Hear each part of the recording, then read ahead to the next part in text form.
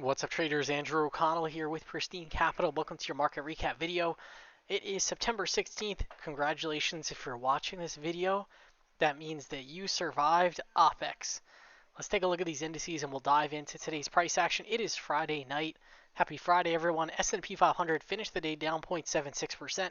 Our NASDAQ QQQ finished down 0.61%. Our IWM small caps, which had been showing some nice relative strength throughout most of this downturn, they were down 1.45%. They ate a lot of this downside today. Dow Jones was down 0.48%. Our ARK Innovation ETF was down 4.76%. We did have a very, very slight expansion in volatility, but for the most part, really nothing. The VIX was only up 0.11%, and I think that could be a good sign for things to come on Monday. We did have some weak breadth, only 30% advancers in the small caps.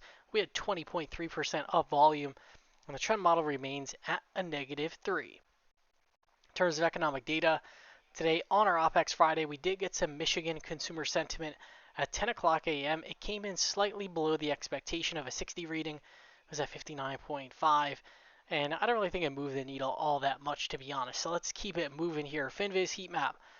We had Amazon down big. Remember, yesterday we got the announcement from FedEx that basically they whiffed on their earnings report, and it was like a complete re-rating of the stock. It was pretty violent, and the market this morning looked horrible, but all's well that ends well. You can see Apple was down 1.1%.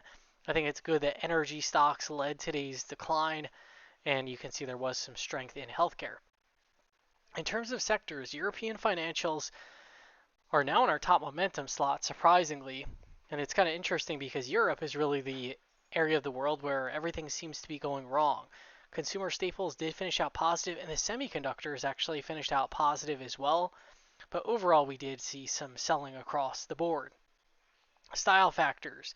Best performing style factor for the day was high div low vol, only down 0.3%. Then after that, we had international value and momentum, which were also relative strength areas of the market. In terms of common stock trades, we did add a position in MNTK. This stock just looks awesome. It's a clean energy stock, and we added this one at $17.82. And it really just seems like the clean energy group is still the best group to be a part of. In terms of options, I did day trade some SPY, some call options in SPY. That was a nice little winner. Made some lunch money there. We got long some Wolf, November 18th, 115 strike calls for 16.10. The chart looks awesome there. We'll take a look at that in a moment. And we took some delivery of this ticker symbol ARRY. This is another clean energy stock for 1905. We did end up taking, you can see this TLT trade did expire out of the money. I got long these September 16th 108 strike calls. This trade, it was, you can see in the note, it was designed to take advantage of a light CPI, but we did not get that light CPI. And I do think if the CPI had come in, it's pretty much everyone in the market was expecting, I think we could have made like a double or a triple on this trade. But that's really the nature of the beast. Whenever you take a trade in options and you give it, maybe 1 or 2 weeks to expiry, you got to take on a risk to get that return. In this case, the unexpected happened, and this one expired out of the money. But I do think there's a learning opportunity here, because I think the setup was pretty asymmetric, where even though we got that CPI miss, TLT still hung in there for quite a while. And from where we entered TLT, it's really not down all that much. I could have reassessed this trade and perhaps either rolled it or just taken it off. And I think that would have been the correct move, because the reason why I entered was the CPI. As soon as that CPI came in, not the way I expected, I should have taken this one off when I had the opportunity, because I did have several. But it is what it is. You can't really beat yourself up too much after the fact. I'll definitely take a look at that trade over this weekend. But to be honest, for how crazy this past week has been, to have like one options trade expire out of the money, it's not too bad. It's not really the end of the world. So we're just going to keep it moving upward and onward. And that's about that. Let's take a look here. What did we have in terms of these headline indices?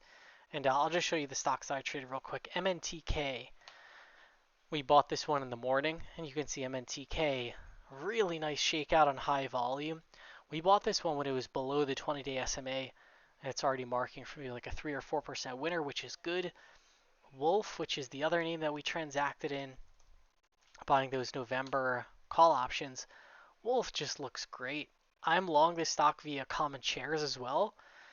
And look at this, we just had the nice earnings report. We've been consolidating sideways now for about a month even. See, a month of sideways movement, and now you can see we're breaking out of this monthly valley, and we have a VPOC up above us at around 133 bucks. So that is really the first target for this trade. Let's take a look. TLT, this was the thorn in the side. This one was just like, yeah, when the catalyst doesn't work out for you, I mean, look at what happened here. Like, I believe we entered it, I believe it was on this candle, or I forget which one. So it's not like this was like a train wreck. I do believe there's some nice asymmetry here, but yeah, with that weak CPI, it was just like bonds really just could not catch their footing throughout most of the week. This is interesting though. You can see we put in 4 green candles in a row. These green candles are coming on high relative volume, so I wouldn't be surprised if TLT has its move at some point next week. And I have a couple of other TLT trades on to hopefully take advantage of that. S&P 500. Look at what happened after hours, team. We reclaimed pretty much most of these losses. S&P 500 is only down 0.43% as of right now. We're back above 3,900. And this was day 22 of the sell-off. So I'm sure you'll notice, like if you look on financial media, anywhere out there, sentiment is very bad. Now, pretty much everyone has come to the conclusion we're going to have way more downside. You know, this is just the beginning, the market tops, whatever. But it's day 22 of the sell-off. Monday will be day 23. We are getting pretty long in the tooth of this sell-off. The market doesn't just sell off in perpetuity forever. Positioning is pretty light, and I'm sure there were way more weak hands that got shaken out today. Earlier, we were actually looking at the intraday put-to-call ratios, and they were coming in very elevated. So I would not be surprised if we got another face-ripping short squeeze next week. We'll have to see, though. NASDAQ also, yes, look at this candle. In the after hours, some buyers stepped up to the plate. Russell 2000. Let's see what we got there. Let's see if Toss wants to quit on me. Yeah, Russell 2000 also put in a hammer candle. And our Dow Jones also. Yes, let's go. We closed right on the high there. So this is a pretty good outcome.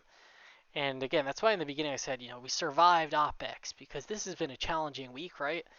There's been multiple down days consecutively. We had like a 4.5% down day for the NASDAQ earlier in the week. So yeah, if you are sitting pretty after this, you're doing a pretty good job. If you're surviving, you're maintaining your mental capital, you're doing pretty great. So definitely keep your head up. If you had some lumps this week, next week is always a new week. We are going to, over this weekend, I'm going to do my weekend market analysis, which is a top-down look at the market. And we're also going to do the bottom-up weekend watch list. That's going to go out to all Pristine Capital members on Sunday. If you are interested, go to pristinecapital.net, and we are going to send that out on Sunday.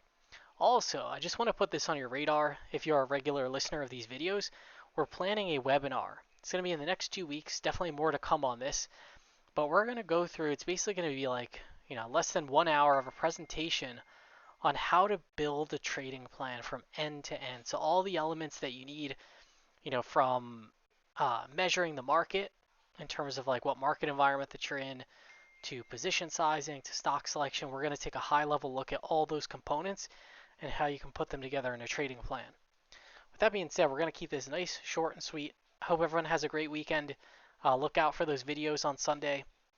And of course, we will see you all next time.